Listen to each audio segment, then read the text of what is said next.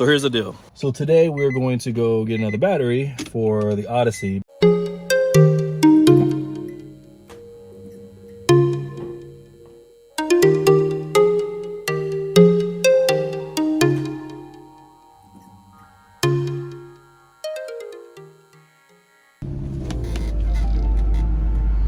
What I want to do is I want to take this opportunity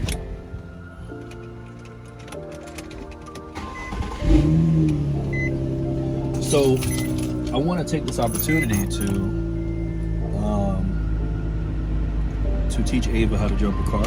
The other day I had to jump the vehicle, the Odyssey, multiple times because it kept dying, and her and Genesis came out and she asked, "What are you doing?" And I quickly kind of like brushed her off and was like, "Nothing, just go back inside."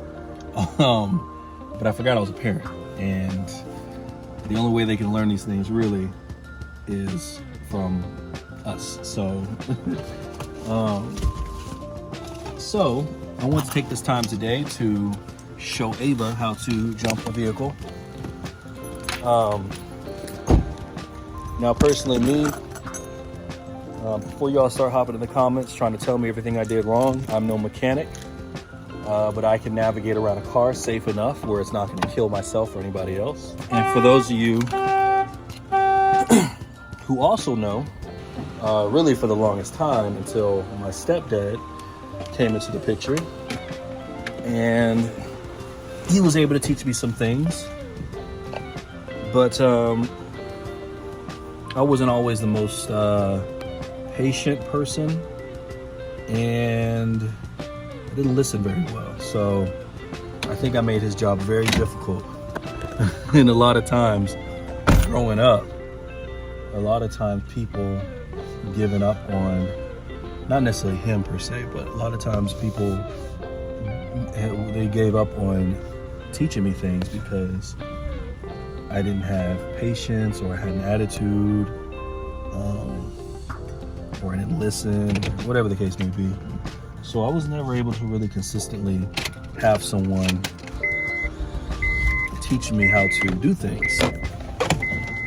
So the older you get, the less patience people have with you, because nobody wants to deal with an adult that's not listening. And so it was getting harder and harder for me to learn things because I didn't really at that point have the rapport from a man in my life to really teach me things as an adult or a young adult or an older teen. So like I said, a lot of stuff I had to learn on my own. One thing that I know, because I know myself and know how I was as a child, is I just had to prepare myself to be patient with my children, especially Genesis, because Genesis is a lot like me. She's very, very bright, very, very smart, but her attention span is like this. So as parents, I believe it's very important for us to understand where we came from so we can better understand our children. And because I understand where I came from, I understand my children. And so I'm willing to have patience with them. All right, ready to jump the car? Very ready to jump the car. Yes! All right, cool. So we're gonna do that now. Always keep these in separate hands. Don't let them touch. If you let them touch, when it's hooked up to the battery, then it's gonna spark. And maybe even make something, mess something up. What color is this? Red. What color is this? Black. Okay. Something that someone told me is red your head, black will take you back, which means red is always positive. Look, you gotta look here. Red is always positive, black is always negative when it comes to jumping cars, okay?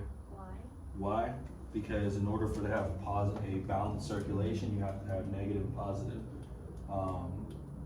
being able to incorporate in part of the power, drawing the power. So does it get stored in here? So that's red and positive is a balance.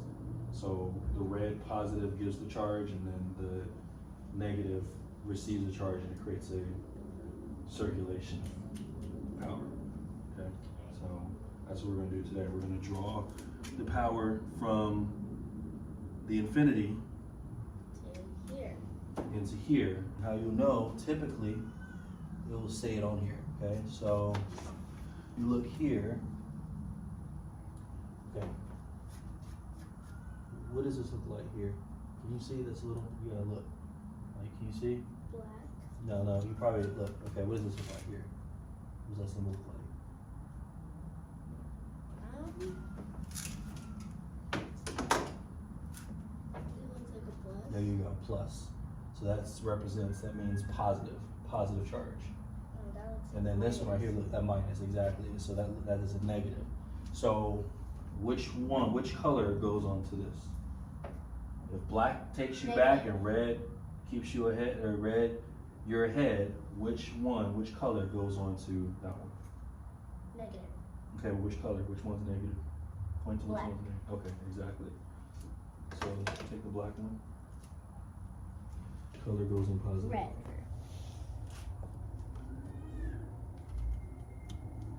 There you go. One hand, other hand. Or I'll let you do one at a time. Okay.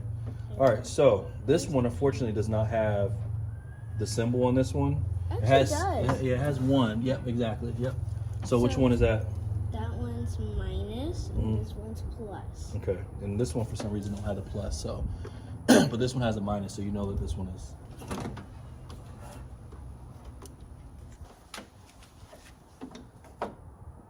You can use two hands if you need to open it wider. How do you touch it? Do you go like this? You gotta clamp it on. Yep, just like that. Use two hands if you need to. Alright, cool. That. Alright. Going to clamp that there. There you go. That for some reason, and then you'll kind of like have, oh, there you go. So look, okay, I want you to see. Let me know if you see a spark. Okay, you see a spark? Yes. You see it? Yes. Okay.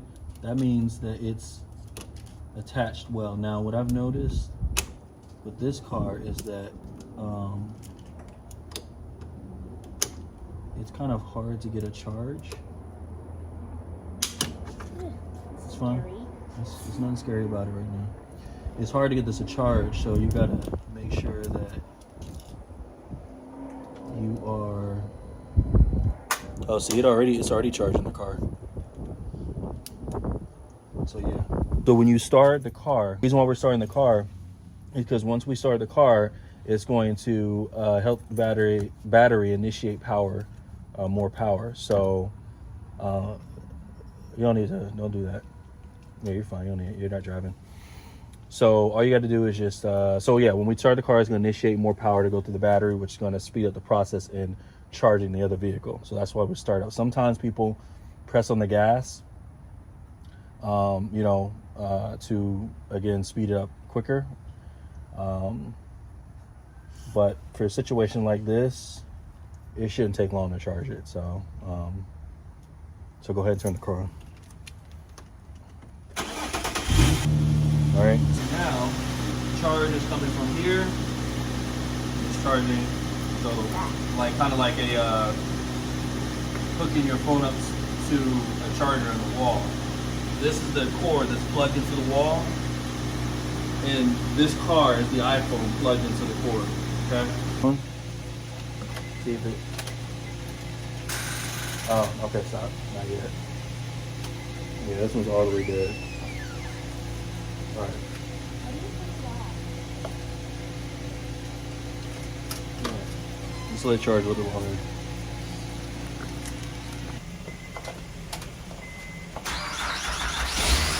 Alright, cool. We got power. Yay!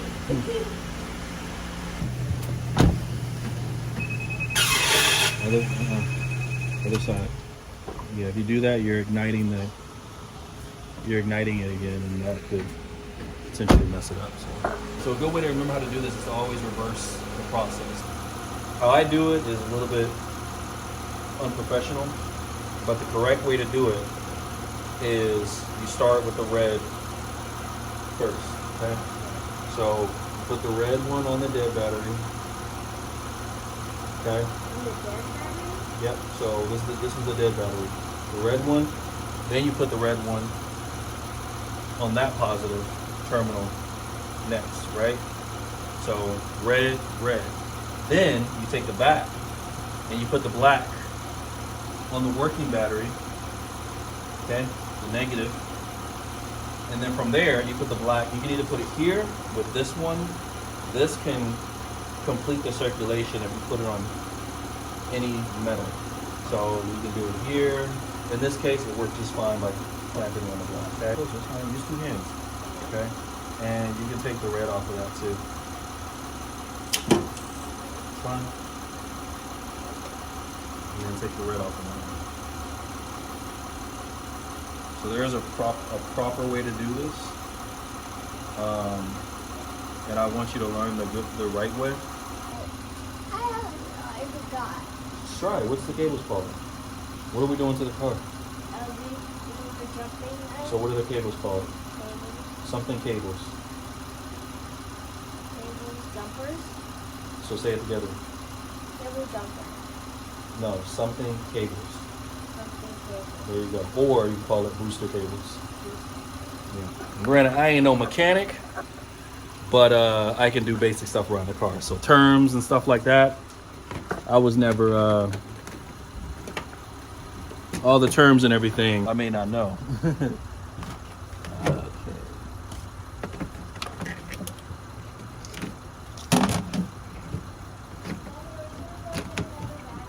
Huh? Yeah, we're getting another battery. Are you gonna do that today? Yeah. Pardon me? Yep. Okay. Right now? Yeah. All right. We're gonna go after. Close the card. There you go. There you go. Yeah. For the most part. Next time probably won't do it so far up.